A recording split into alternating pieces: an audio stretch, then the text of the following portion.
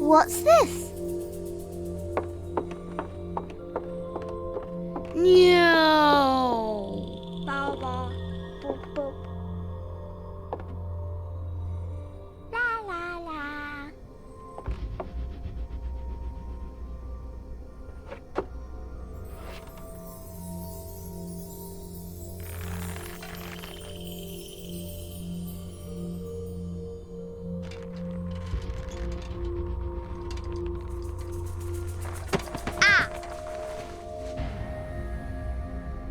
Ooh.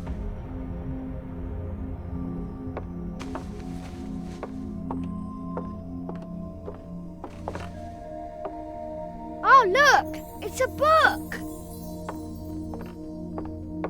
Maybe it's a book about pirates with a treasure map. No, I don't think so. I wish that I had seen through all your lies. Oh, start from the beginning, not the middle. And so I decided to pick up my pen to relate the most disturbing episode of my life thus far. It all began early one morning in 1898, when Sherlock Holmes invited me to accompany him on a visit to the Marquis of Conyngham.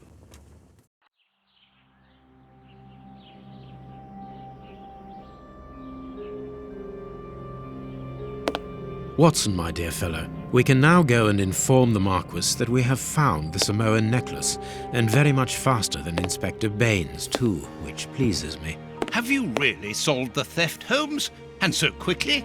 I have indeed, Watson. And believe me, it was completely unnecessary to spread out all over London, as our friend Baines thought was best. He likes to boast that his methods are equal to mine, but once again the outcome has contradicted him. After all these years of accompanying you upon your investigations, I thought that by now I should be reasonably capable of following your train of thought.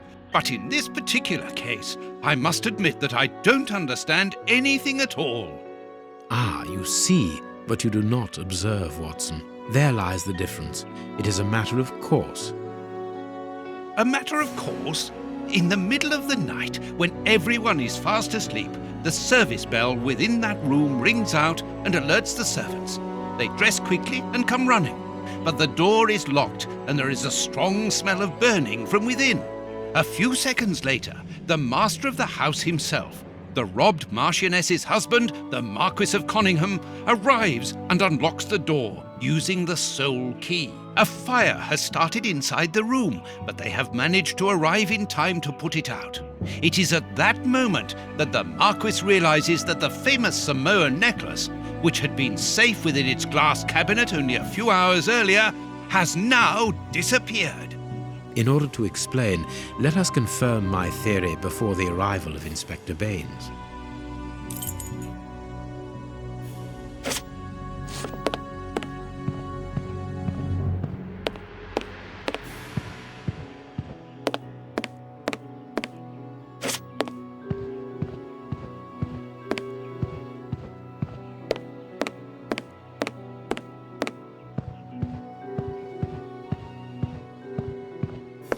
This window was cut with a diamond, a clean, discreet piece of work.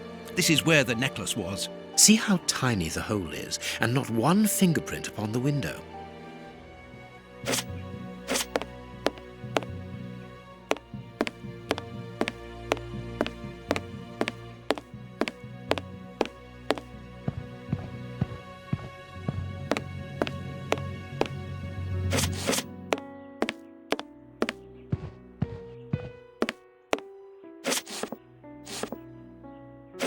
This window was...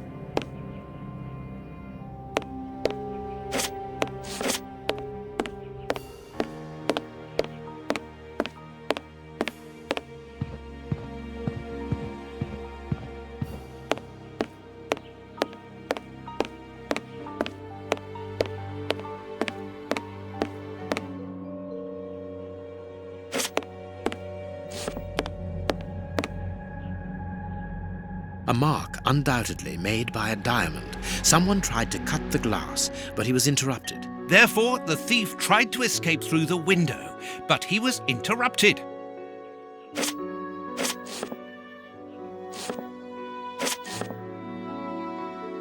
All the windows are locked. They've not been forced.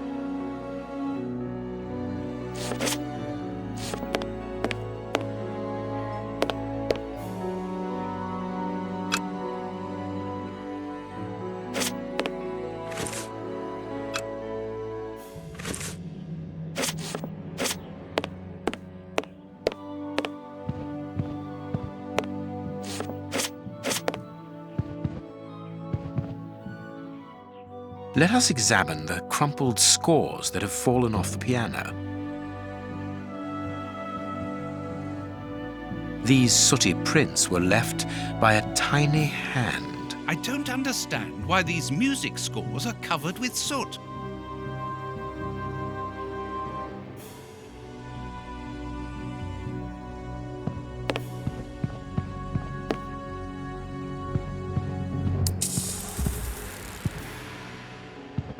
Not very well kept, this aquarium. I can see a dead fish floating on the surface. A candle. It must have fallen from the chandelier.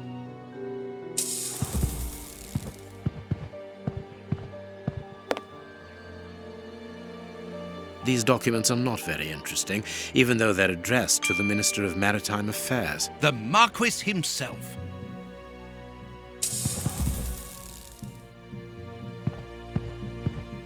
When the servants arrived at the door, having been alerted by the bell, they saw evidence of the theft and the fire, but they didn't see the thief. This door is very hard to force. The Marquis is the only person to have the key. The thief could not get out through here until eventually, when the door was opened by the servants.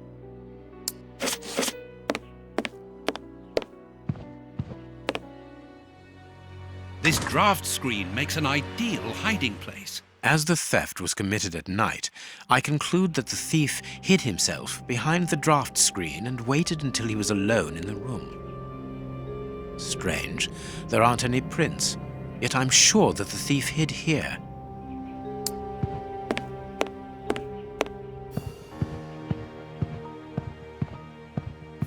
All the windows are locked. They've not been forced.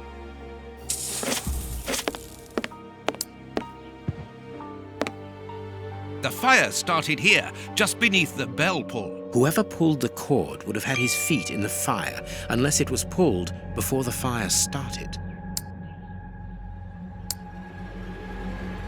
Heading towards his chosen escape route, probably the window, the thief knocked over the stool, which then caught fire. But why didn't he try to put the fire out at once?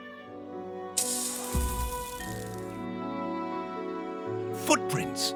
You are not going to get on your knees to examine them. There is no need. It is soot. The servants must have trodden in it while they were putting out the fire. Strange.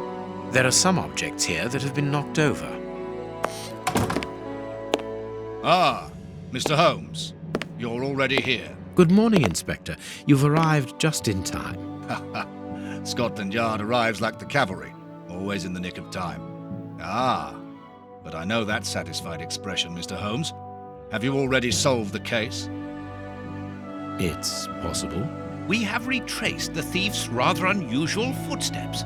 He is a true acrobat. But what I cannot understand is that when the servants entered the room, there was no one to be seen. An acrobat, perhaps, but an invisible one? I do not think so. The only explanation is that the thief escaped before the servants arrived. I don't know how, but there is no other way. Half a point for the doctor, nil for the inspector. I am pleased to see that you find the situation amusing, Mr. Holmes. Very well then, explain. Dr. Watson was correct when he mentioned acrobatics, but he is mistaken about the nature of the acrobat. As for you, Baines, you're quite incorrect, as the thief was in the room when the servants entered. Explain, for heaven's sake, Mr. Holmes. Watson, how could a thief be missed in the middle of 8 men? I don't know. Because he is very small? Stop teasing us, Holmes. Exactly. because he is small, small and remarkably agile. You're thinking of a monkey? And a trained monkey at that. Without a doubt, a Leontopithecus rosalia from Central America. The animal had been hidden inside the room for several hours, calmly awaiting the signal from his master. Once night had fallen and the room was empty, a high-frequency whistle alerted the monkey that it was time to begin the procedure for which he had been trained. The monkey emerged from his hiding place and used the point of a diamond to open the glass cabinet and steal the necklace. He headed across to the window by the chimney, but knocked over the stool, which in turn knocked aside the fire guard and started the fire. The frightened monkey jumped from the chimney by swinging from the bell pull, thus alerting the house servants. He then went to the window and began to use his diamond to cut a hole, but was interrupted by the staff trying to gain entry via the door, and he panicked again. He ran across the piano, scattering the music scores onto the floor, before hiding inside the chandelier, knocking over a candle. Finally, the servants and the Marquis entered the room, leaving the door open while they put out the fire. It was during the confusion that our agile little thief made his escape through the doorway. As simple as that. A brilliant explanation. Bravo, Holmes. And the necklace? I can see it from here, my friends. It's right in front of us. We have searched the room from top to bottom, Holmes. How were we unable to find it? Because we paid insufficient attention to the only victim of this affair. What victim? No one is dead? Yes, Watson, a poor goldfish whose destiny was to die, crushed by one of the most precious necklaces in England.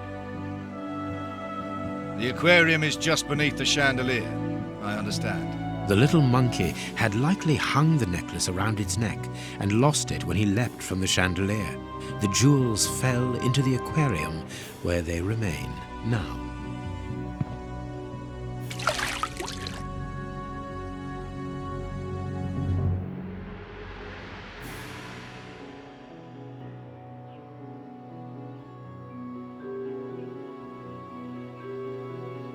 Marquis, here is your necklace, intact, just a little wet. Mr. Holmes, this brilliant demonstration does credit to your reputation. Thank you so much, Marquis.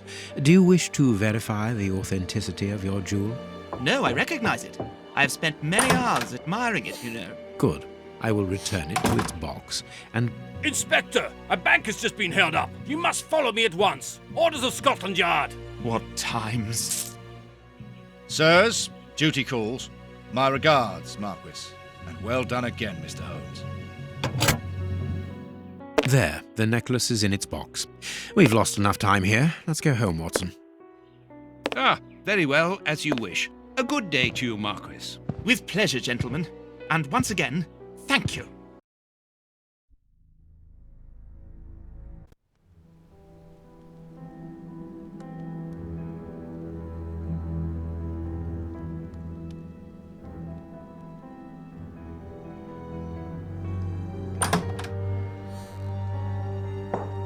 This morning's newspaper.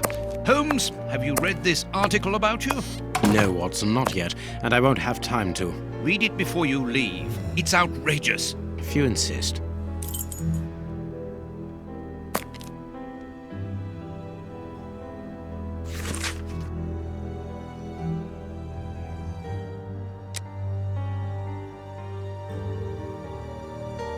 Prince Woodville, French culinary expert and bagpipe player, might be our next king. That's not so shocking, my dear fellow. You know exactly to which article I'm referring, Holmes. How can Farley dare to tarnish your reputation like that?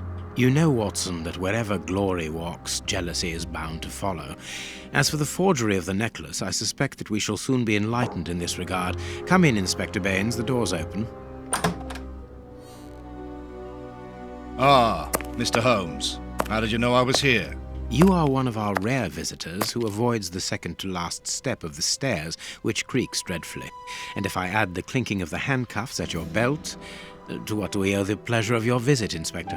Have you read that rag? Inspector, I assume that you have the fake necklace with you. It's why you're here. Your superiors would like me to examine it. Indeed. They would like you to confirm or deny putting this fake in the box.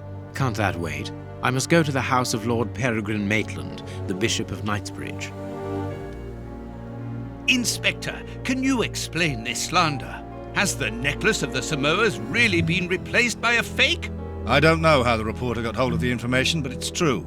About the necklace, of course. I wouldn't permit myself to question the integrity and honesty of Mr. Holmes. The necklace is a forgery? Impossible! I saw the Marquis authenticated before my very eyes, before Holmes returned it to its place. Mr. Holmes, the Marquis believes Osmond Farley's theory. I shouldn't be surprised if the reporter isn't behind all this slander about you. He's a freelancer, well known for his explosive and subjective articles. In any case, the Marquis assures us that you were the last person to have the necklace in your hands. Let's return to the Marquis's house, Holmes. I'm sure that we'll have no trouble in taking apart this theory. It is unnecessary. Such allegations collapse on their own, like one of Mrs. Hudson's soufflés.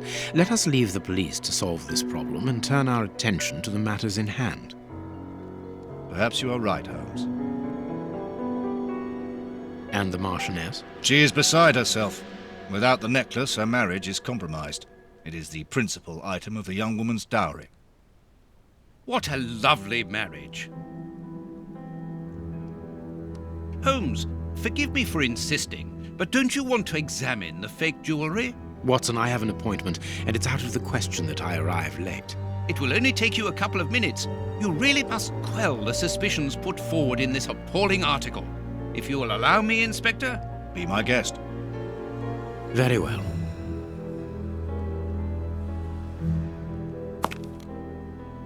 What do you think, Holmes?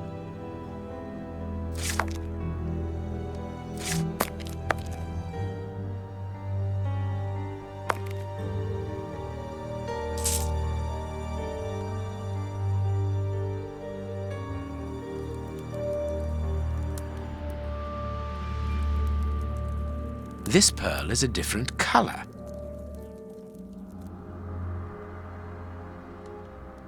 These 3 pearls are of poor quality.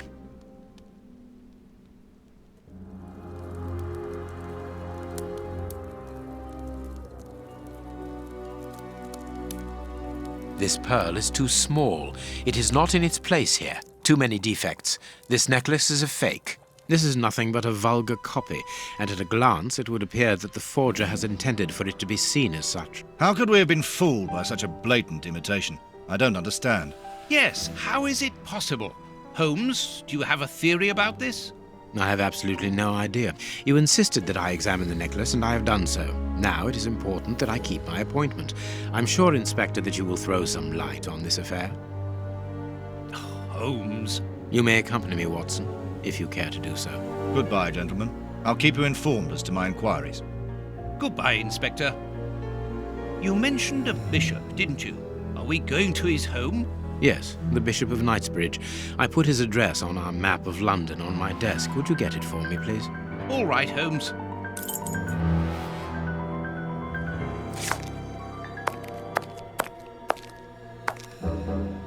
The work table, where Holmes analyzes things.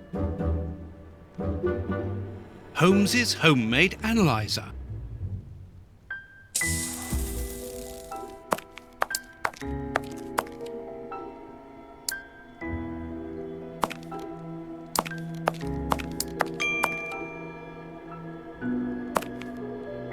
I have found your map.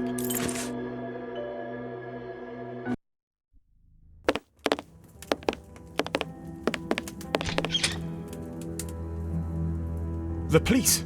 Already? How did you know? May we see the Bishop of Knightsbridge? Yes. Yes, of course. But come in.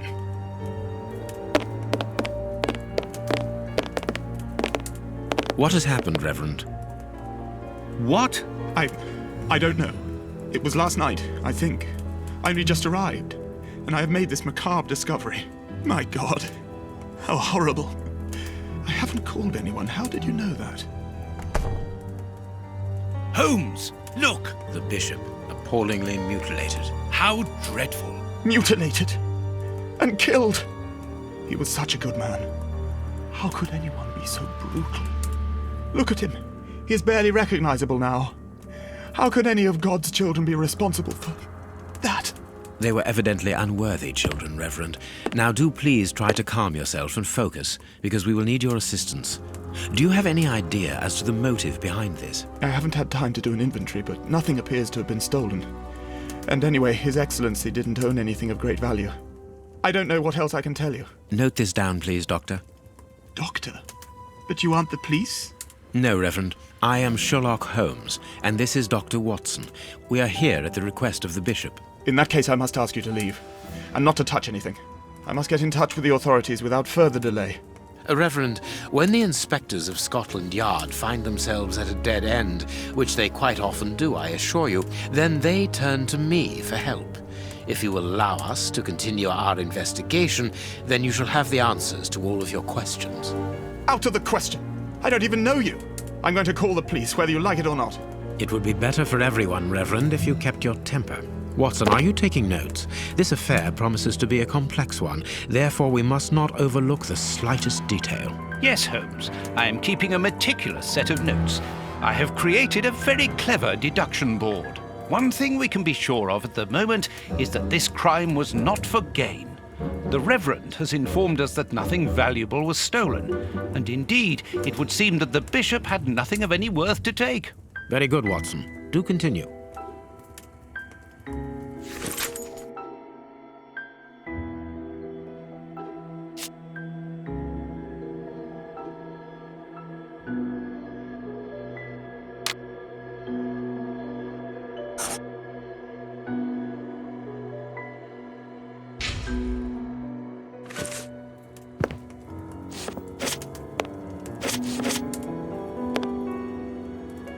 A broken bottle of whiskey.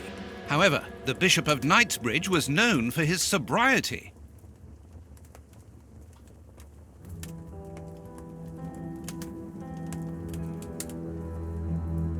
His chest has been lacerated, I would say, with a very sharp and fine blade.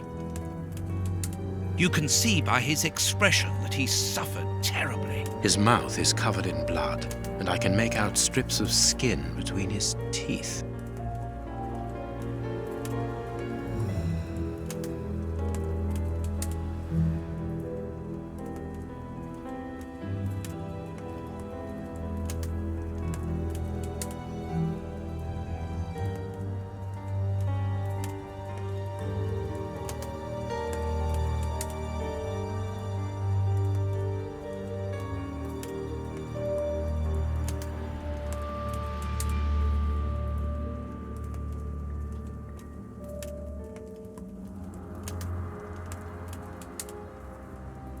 These burns are terrible. A finger. Apparently it doesn't belong to the Bishop of Knightsbridge. How dreadful! A piece of rope that was used to tie up that poor man.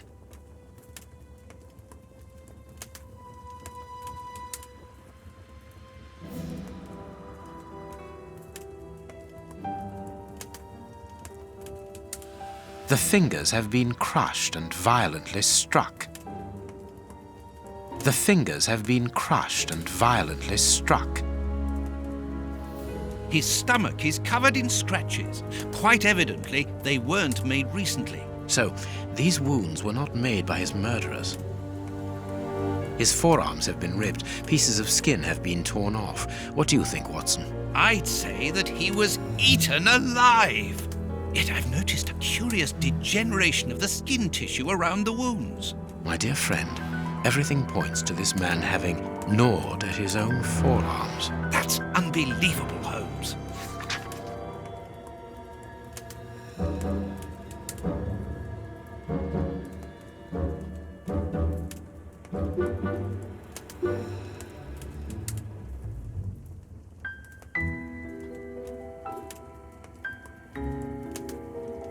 His feet have been burned.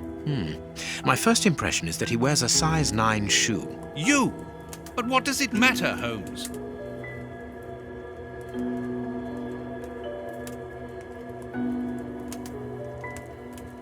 This poor man was tied just below the knees. To stop him from walking, certainly, but mostly to free his feet. My God, Holmes, this man was horribly tortured.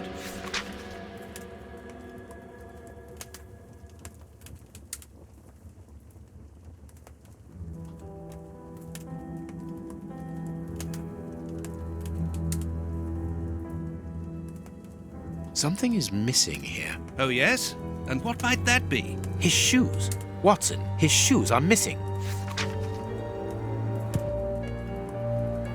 A bottle of whiskey. I can make out fingerprints stained with blood and dirt. It would seem that the brutes who tortured the bishop to death were intoxicated with alcohol. This stove is filled to overflowing.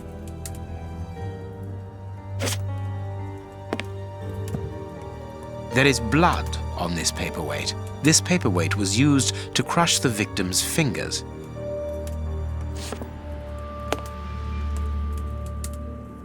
A broken phial and blood near the neck. What a strange smell. Phew. Chemical components, I think.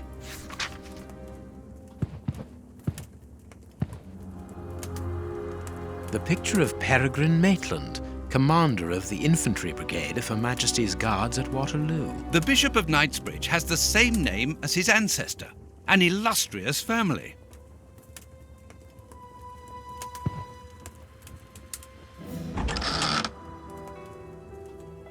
This metal rod is for fastening the chilies.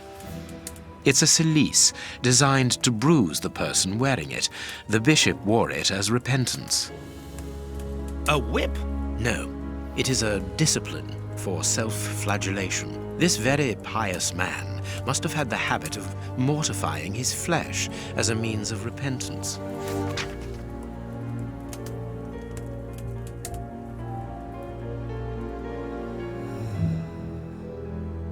Impossible to open it.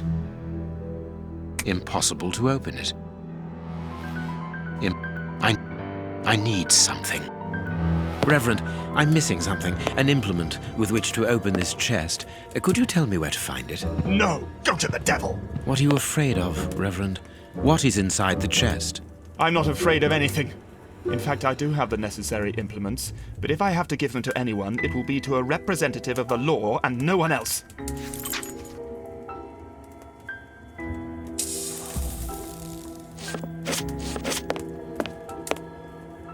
What do you think, Holmes? I cannot leave now.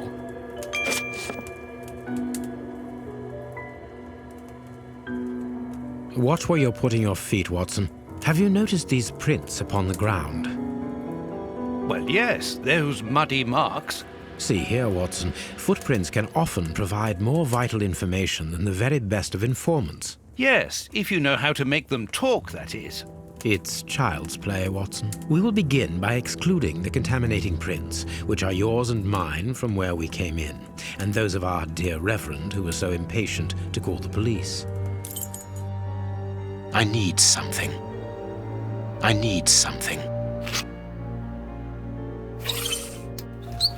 Size 9. Size 9. Size 9. Size 9.5. Size 9. Size 9.5.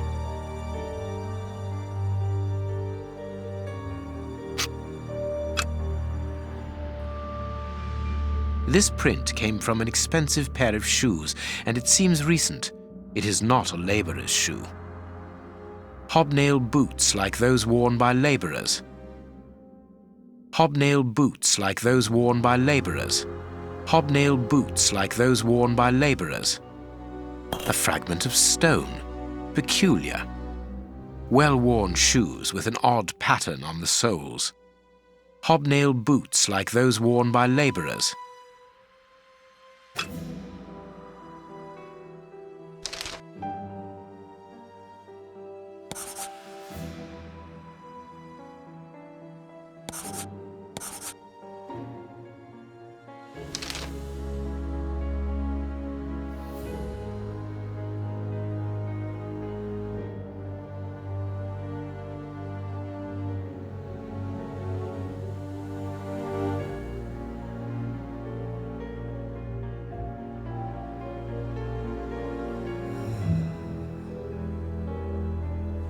That's not right. Start again.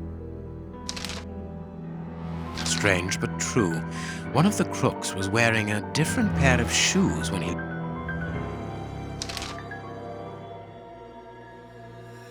That's not right. Start again.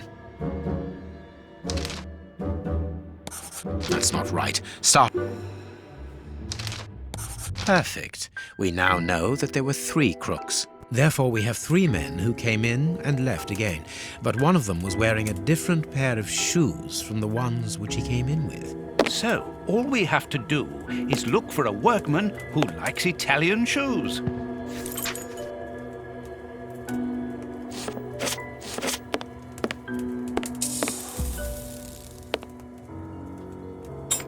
A surgical scalpel covered in blood. There isn't any doubt. The wounds on the bishop were administered with this scalpel. Closed. The veranda door hasn't been forced. Strange. Reverend, might I have the key? No! You have no authority here. Let me call the police. Perhaps we should listen to him, Holmes. Perhaps you should let me get on with this, Watson. This door has not been forced. Where does it lead, Reverend? To His Excellency's room. There is just a mattress and a stool. The bishop's bedroom. It is very austere. Nothing in particular here.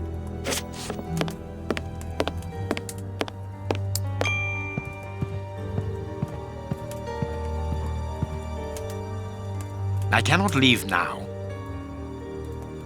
You have no right to search here.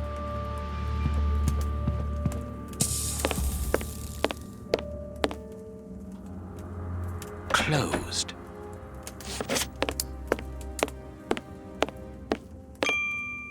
Let us look at our deduction board, Watson.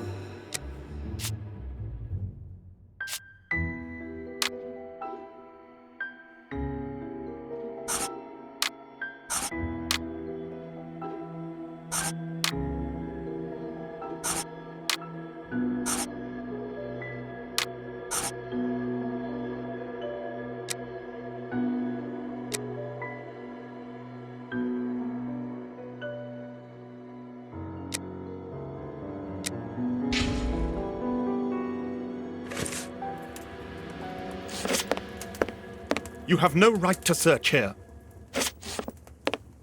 Let us look at our deduction board, Watson.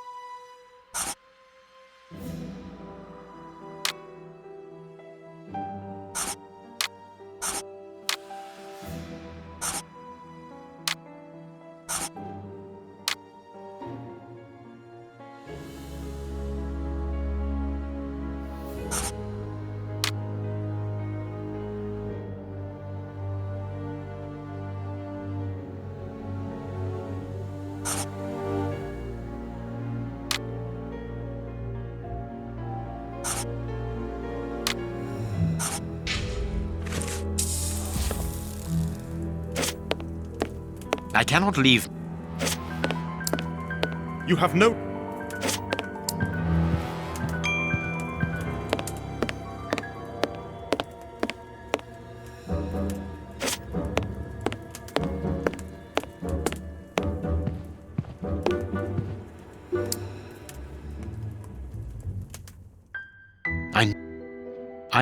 I am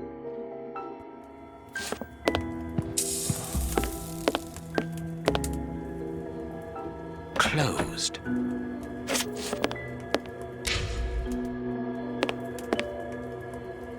Let us look at our deduction board, Watson.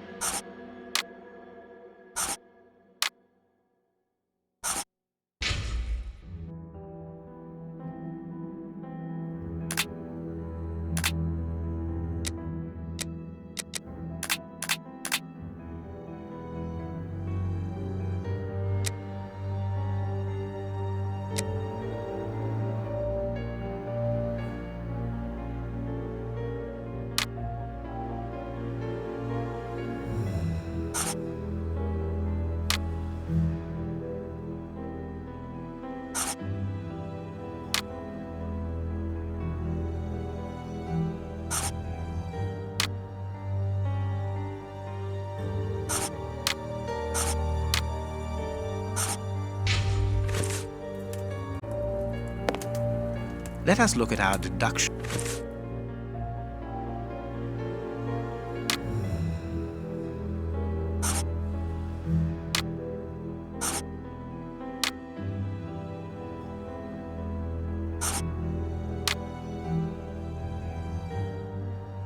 Perfect. It is evident that the Bishop of Knightsbridge's killers were after something specific, and that they did not find it. Reverend, I shall ask you one more time. Open the chest. The item they were seeking must still be inside. It is unlikely that they will let this matter rest. They will most certainly return to finish what they started. And I'm telling you once more, the chest is locked and shall remain so. Very well. We have reached an impasse. You are a stubborn man, Reverend. Watson, accompany our friend to the police station and return with Inspector Baines. Baines and no one else. I shall wait for you here. Go. Alone at last. Now I can continue my investigation.